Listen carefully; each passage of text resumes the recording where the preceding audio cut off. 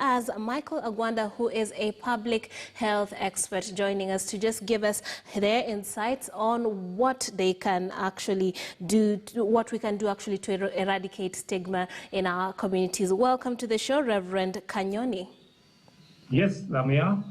And now to kick this off, let us have a conversation on your survival of COVID-19. Could you take us through that journey from the beginning? What was this like for you? What led you to get tested and get positive? And you could get us into the emotions you went through, the fears, perhaps where you got your strength from. Being a religious leader, was it the Bible or was it your community? Tell us about all that.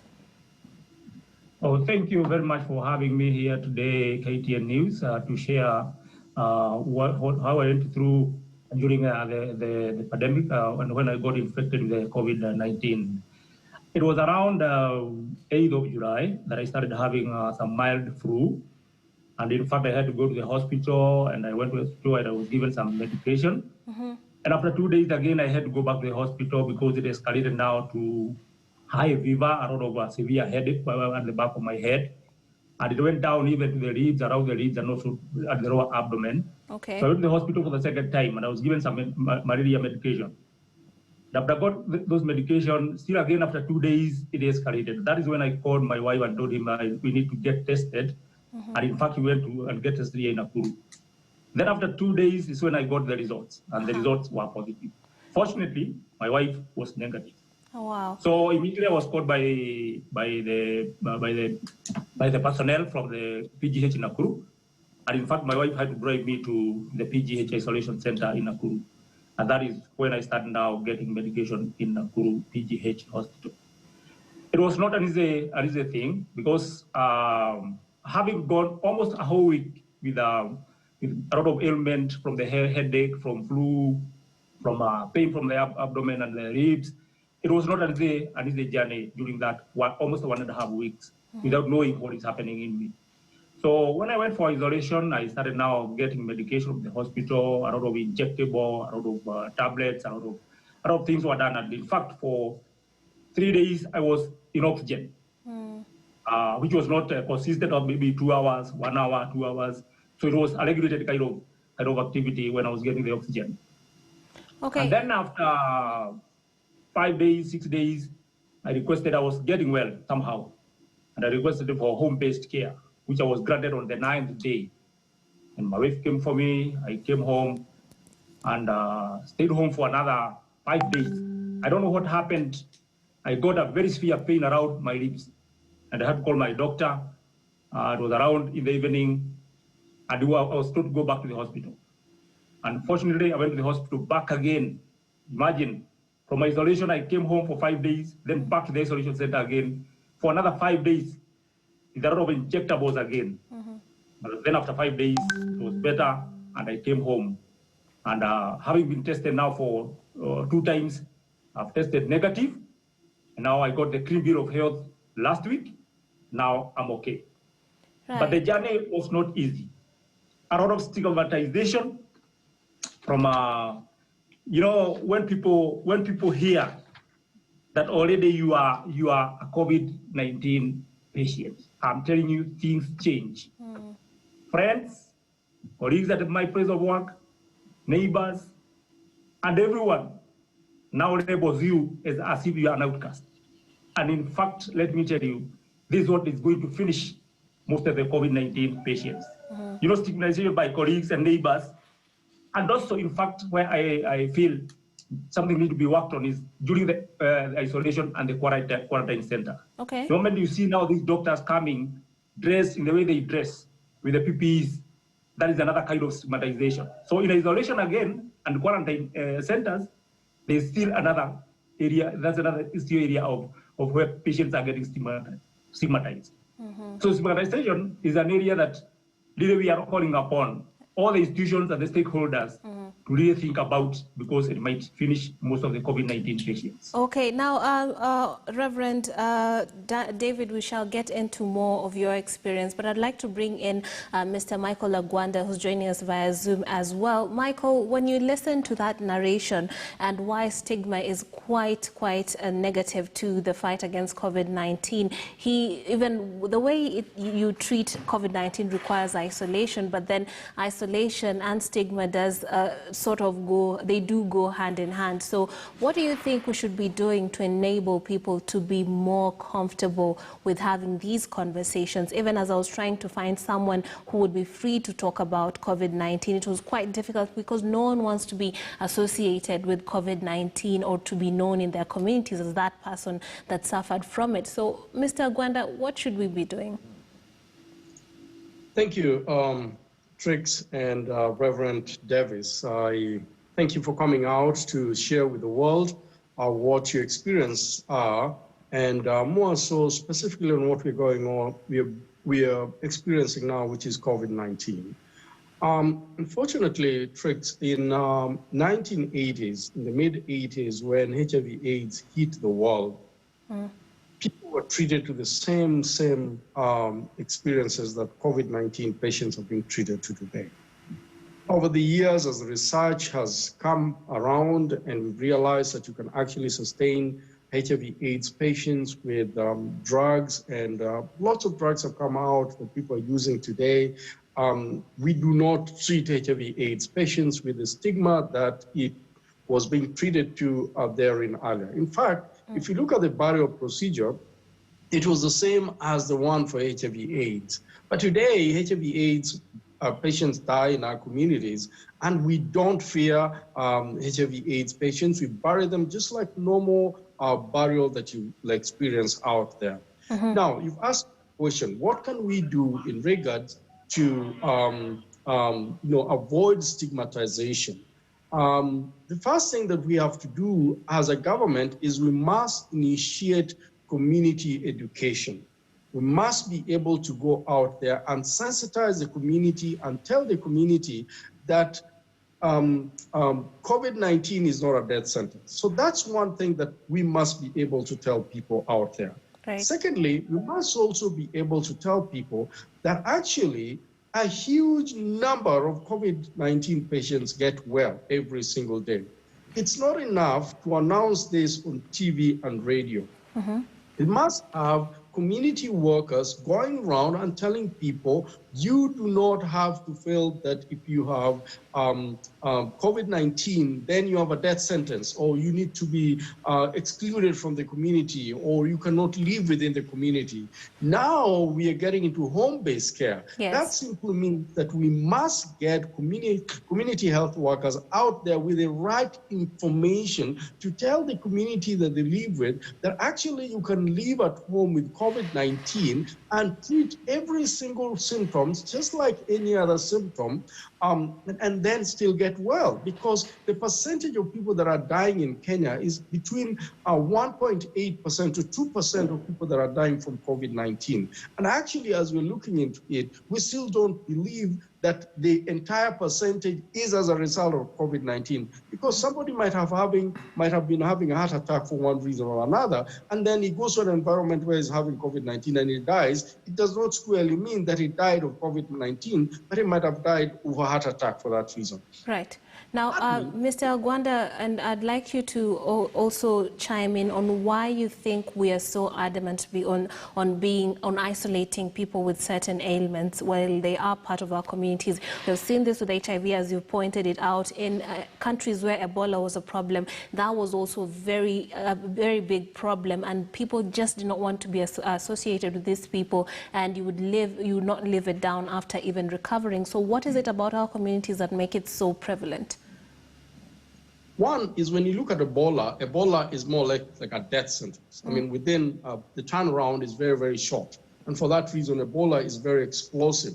HIV/AIDS is a disease that you can live with longer before you succumb to it, even those days, but they did not know how to handle it. We are getting into COVID-19, where basically what we are being told out there is there's no drug. Remember, the first fear that comes into a community disease is when you tell people there's no drug. then you create fear amongst the people. And when you create fear among the people to a point where they know if I get this disease, then there's no drug for it, you're more or less telling them that, hey, you get this disease and you're going to die. That's not the case with COVID-19. What we need to do with COVID-19 is say, if you have a chest issue, then you need to run to the nearest hospital.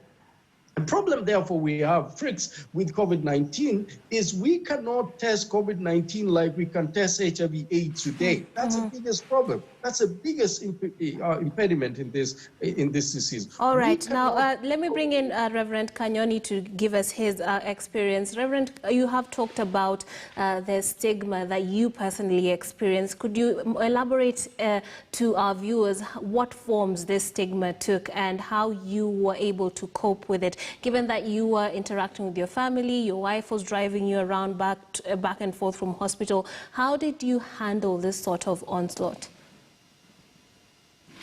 First of all, to echo what Dr. Ari has already said, that in an isolation center, it creates an additional stress. And then what you are looking for, those who are stigmatizing people, is that they don't have the knowledge of the disease. Right. So having, and in fact, that kind of stigmatization can also result to mental illness.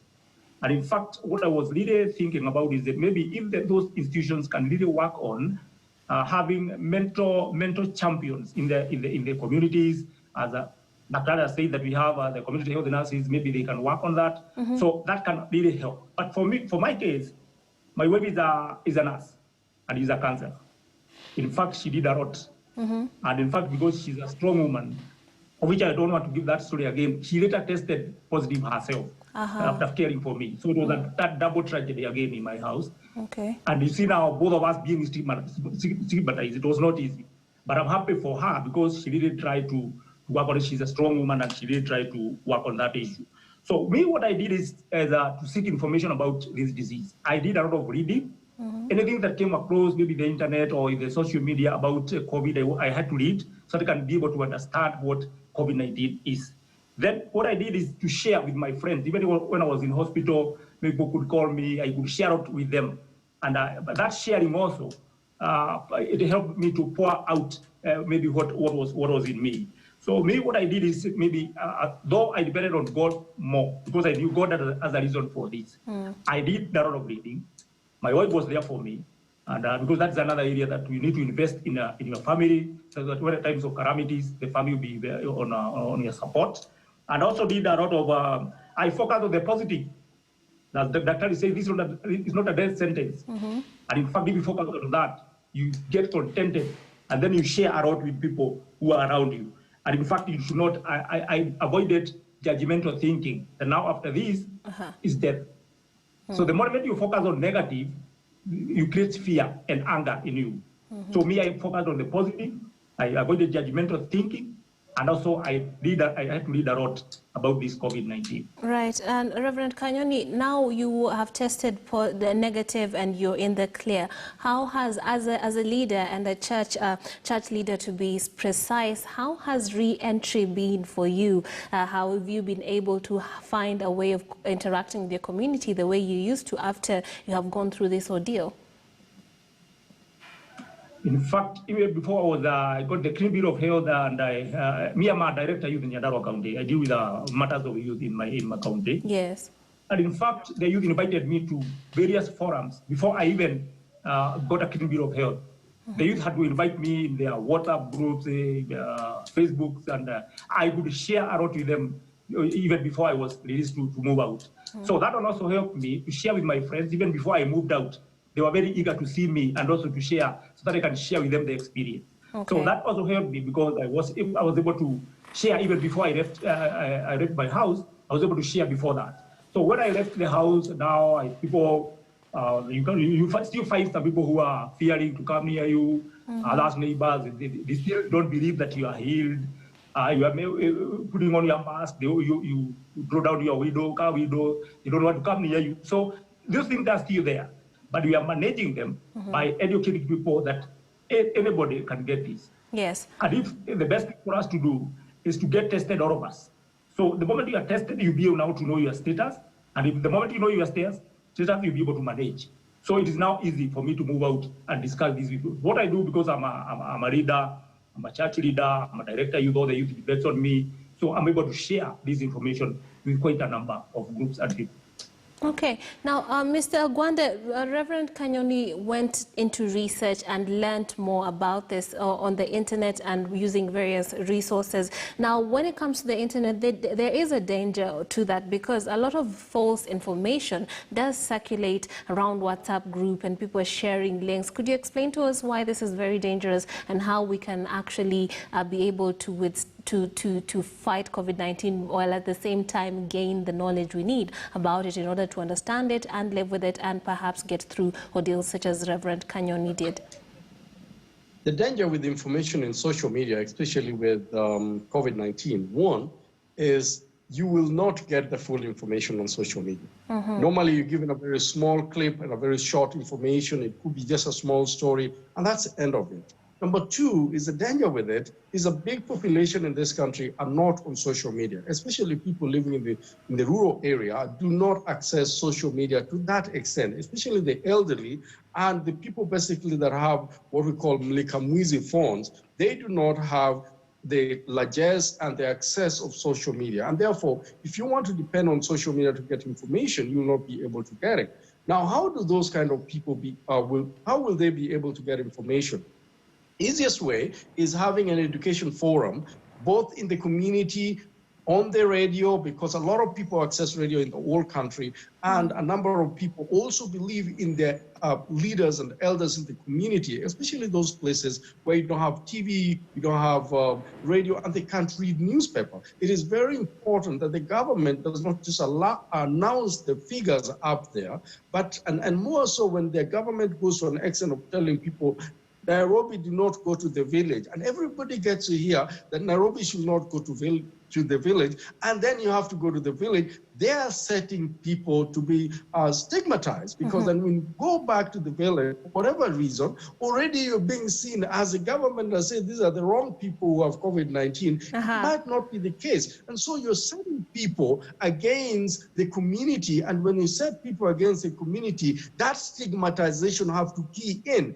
It is important, therefore, that people need to learn that the information that is so clear is the information that people can understand from their own language and from their own understanding. And sometimes it's not the radio. Sometimes it's the community health workers that they see every day that have this information and can put them down and explain it very methodically to their understanding. That is not happening in this country, unfortunately, and that is why stigmatization is being propelled to the highest level. Okay, Reverend Kanyoni, you're a church leader. I was listening to an interview given by Provost Samuel Naina, who was talking about judgment from the church, because a lot of the doctrines and the beliefs that come via the church is that we should have faith and we should not, fear. But at the same time, this is the kind of situation where sometimes you need to apply the scripture in certain contexts that would go for order and obviously self-preservation. How have you been able to handle this, and how is it being a minister in these times? That's a very good question, especially to all of us as church leaders, because I also listened to that interview for Samuel Wainaina. And in fact, what we are doing as church leaders is just to tell our people to have faith in God. Job himself underwent such kind of situations, and Job has not done anything to God. But God wanted, Job went through those issues to test his faith, and Job stood.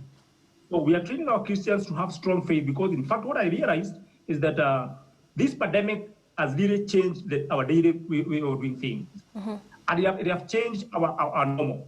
So, and I've realized that the relationship with you and your God is very, very important. Because many times, friends will run away, colleagues will run away, but it is only God. When I was in hospital, I was trying to think maybe the things that I have, how do I do my daily work, but now I cannot be able to do. The friends that I have, the family that I have, but my relationship with God was key. So we are telling our Christians to invest in their relationship with God at this time of this pandemic. Because we are living at a very unprecedented times, And this pandemic has really altered our daily life. And this creates urgent needs in different people, different needs in the church, different needs in the community, different needs in our places of work. So this calls upon our people of good faith to lay their foundation in Christ Jesus, who will be there for them, even during this time of calamities, during the time of pandemic. God himself will be able to help them to overcome this challenge. That in God, we are going to overcome this. Now, Mr. Gwanda, how can institutions such as the church, and we're not only having one religion in this country, have so many and so many alternative beliefs, how can they feed into the battle against COVID-19 as well as and eradicate stigma? The church has been open. I'm hoping that the church will also be joined in the training of COVID-19, especially the church leaders, so that when they go out there, they are able to administer the right information to the members. That is so key. I know that in the community where pastors have been asking for infrared thermometers, and some of them may not be able to afford them, but you can see that they're inquiring. Now, the question is, how will we be able to ensure that the churches are able to, especially in the villages, that they're able to use these infrared thermometers and read the right thing? How do we ensure that these churches are people like Israel, for example, a local church, ordinarily they will fill in one church, and then, there will be like 100 people in maybe a 10 by 20, and they're fully to capacity. How do you ensure that their leaders have the information about COVID-19 and are able to tell their members that this will be required? Now, we can say top-to-down information and send all the do's and don'ts on COVID-19, but if we don't engage the church leaders one-on-one in a specific and orderly training manner, knowing that they are the messengers of this information to their members, then we are missing the point. Because I've seen some places where you go and people don't have masks and they don't care because no leader or community leader is able to tell them that you need to wear a mask. And some of them will look at you and you tell them, oh, I like joking sometimes and tell people,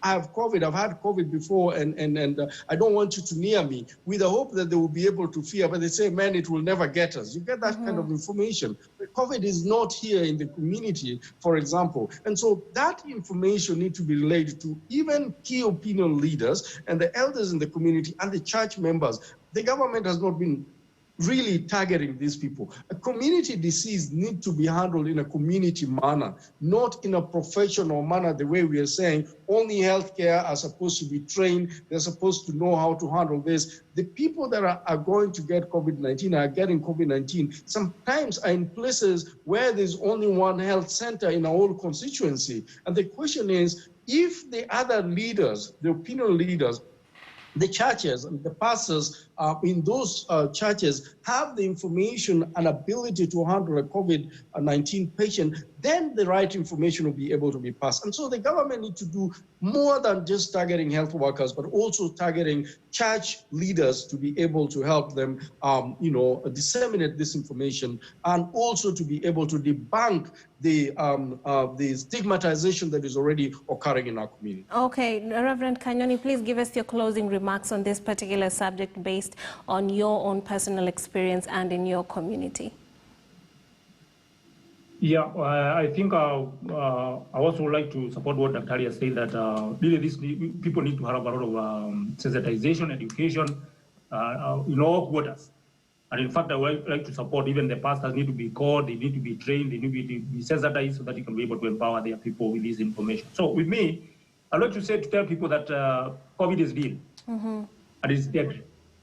And we need to take care of ourselves. We need to obey all the protocols, guidance by the Ministry of Health. Let's sanitize, let's wash our hands. And in fact, I would like to say to ask Dr. Ali, maybe to respond to this, liquid money. Use of liquid money, I see that's another very vulnerable area that people can really be affected because they're exchanging money here and there. And maybe we don't know how to sanitize money and it's delicate people rights money. So that's another area I would like to sensitize to the people of the world that the using of liquid money is another area that really can really spread this kind of this disease. So for me, I would like to call upon everyone to take care, let's stay safe, all of us. This is deadly, it is this serious, and it is there. And the moment you get it, it is a serious disease. Me, I underwent very severe situations. I thank God that really now I'm okay. So I wouldn't like to hear or to see anybody undergoing this, maybe out of carelessness or maybe out of negligence. Let's all take care and stay safe. And we are going to overcome this in Jesus' name. Okay. Mr. Gwanda, your closing remarks. The government must train the pastors on COVID-19 so that they can train their members and observe the COVID-19 rules in their churches. Sikhs and even Muslim leaders, they must train these religious leaders so that they have the information that is required. Number two is when you go to the community, the washing hands units are not being observed simply because there could be no water around or nobody's taking that responsibility.